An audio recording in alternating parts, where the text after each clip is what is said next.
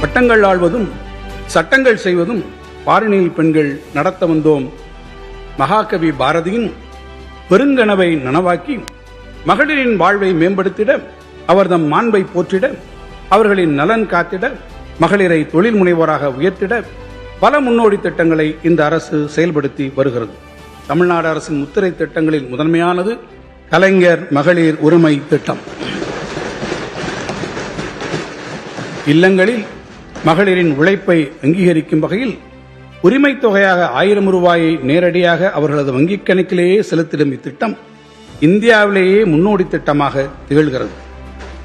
ஏறத்தாழ 1,31,00,000 மகளிர் பயன்பெறும் இந்த மகத்தான திட்டத்தை பிற மாநிலங்களும் பின்பற்றுகின்றன என்பதே இத்திட்டத்தின் வெற்றி என நாம் பெருமிதம் கொள்ளலாம். நாடே போற்றும் இந்த மகத்தான திட்டத்தின் பலன்கள் எதிர்வரும் மாதங்களிலும் தடையின்றி 1,31,00,000 பயனாளிகளுக்கும் கிடைத்திடும் வகையில் அண்மையில் பிப்ரவரி, மார்ச் மற்றும் ஏப்ரல் மாதங்களுக்கான உரிமை தொகை 3000 ரூபாயும் கூடவே கோடைகால சிறப்பு தொகுப்பான 2000 ரூபாயும் சேர்த்து மொத்தம் 5000 ரூபாய் மகளிரின் வங்கிக் கணக்கில் செலுத்தப்பட்ட போது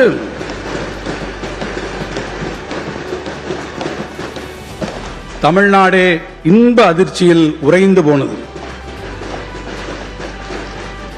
கடந்த வெள்ளிக்கிழமையன்று வைகறை பொழுதில் கதிரவன் உதித்து தன் பயணத்தை தொடங்கிய அதே வேளையில் ஆரம்பித்து 3 மணி நேரத்திற்கு உள் 1,31,00,000 மகளிர் வங்கிக் கணக்கில் 5000 ரூபாய் உரிமை தொகை வரவு வைத்தபோது இந்த நாடே திரும்பி பார்த்தது.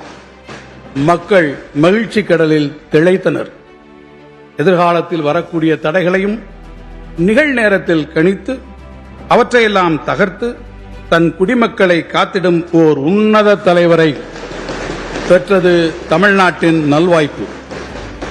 மகளிர் மனம் குளிர இல்லத்தரசிகளின் இதயங்கள் நிகழ்ச்சியில் நிறைந்திடும் வண்ணம் ஒரே நாளில் ஏறத்தாழ 6,500 கோடி ரூபாய் நிதியினை தமிழ்நாடெங்கும் ஏழை எளியவரின் கரங்களில் தவழச் செய்த எங்கள் முறை செய்து காப்பாற்றும் மன்னவனாகிய மாண்புமிகு தமிழ்நாடு முதலமைச்சர் அவர்களுக்கு கோடானு கோடி மங்கையரின் சார்பாகவும் இம்மாமன்ற உறுப்பினர் சார்பாகவும் என் நெஞ்சார்ந்த நன்றிகளை உரித்தாக்குகிறேன்.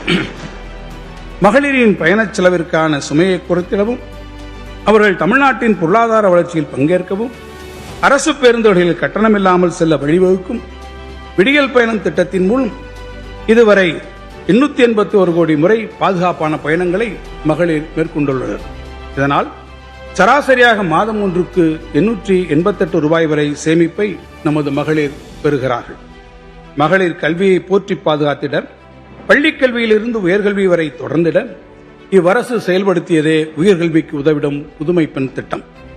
6ஆம் வகுப்பு முதல் 12ஆம் வகுப்பு வரை அரசு உதவி வரும் பள்ளிகளில் பயின்ற மாணவியர் அவர்தம் உயர்கல்வி கற்றலை மாதந்தோறும் 1000 ரூபாய் வழங்கி ஊக்கப்படுத்தும் இத்திட்டத்தின் கீழ் இதுவரை 6,95,296 மாணவியர் பயன்பெற்றுள்ளனர்.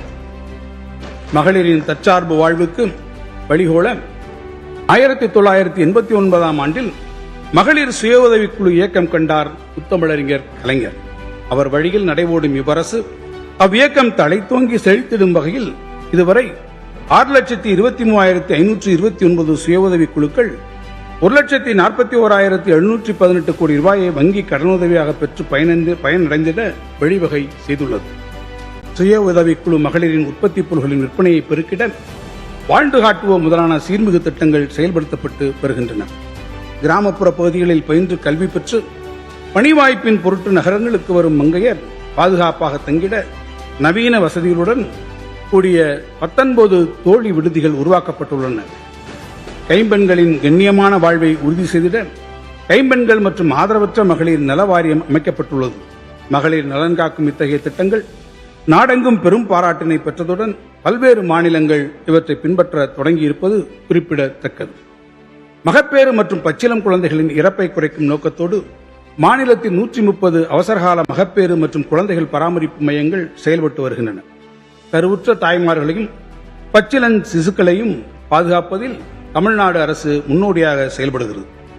அரசு மருத்துவமனைகளில் நிகழ்ந்திடும் பாதுகாப்பான பிரசவங்களில் தேசிய அளவில் தமிழ்நாடு முதலிடத்தில் உள்ளது.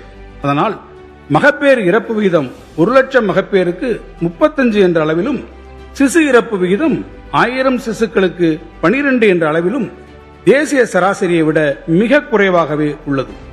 6 மாதம் வரை உள்ள குழந்தைகளின் ஊட்டச்சத்து குறைபாட்டினை களைய ஊட்டச்சத்தை உறுதி செய்யும் திட்டம் முன்னெடுக்கப்படுகிறது. மேலும் அவர்களின் ஊட்டச்சத்து குறைபாடை சரி செய்ய பாலூட்டும் தாய்மாருக்கு ஊட்டச்சத்து பெட்டகங்கள் வழங்கப்படுகின்றன. பணிபுரியும் மகளிர் தம் பாலகரை பரிவுடன் பராமரிக்க உதவிடும் வகையில் அவர்கள் பணிபுரியும் தொழிற்பூங்காக்களிலேயே குழந்தைகள் காப்பங்கள் உருவாக்கப்பட்டுள்ளன. நெருக்கடி நேரங்களில் பெண்களின் இடுக்கண் களைந்து உடனடியாக உதவிட காவல் உதவி செயலி நடைமுறைக்கு வந்துள்ளது. ஆலயங்களில் ஆண் பெண் வேற்றுமை களைந்திடும் வகையில் அகிலமறிய ஆன்மீக துறையில் பெண்களுக்கும் வாய்ப்பு வழங்கும் வகையில் பெண் ஓதுவார் நியமனம் நமது அரசின் மகத்தான சாதனையாகும். தமிழ்நாட்டின் பொருளாதார வளர்ச்சியில் பெண்களின் பங்களிப்பை ஊக்குவிக்கவும் அவர்களுக்கு உரிய அதிகாரம் அளித்திடவும் தமிழ்நாடு பெண்கள் வேலைவாய்ப்பு மற்றும் பாதுகாப்பு திட்டம் TNBSAFE உலக வங்கியின் உதவியுடன் செயல்படுத்தப்பட்டு வருகிறது.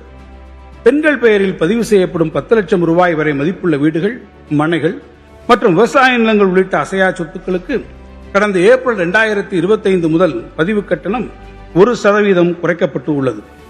இதன் மூலம் 3,71,705 நபர்கள் இதுவரை பயனடைந்துள்ளனர்.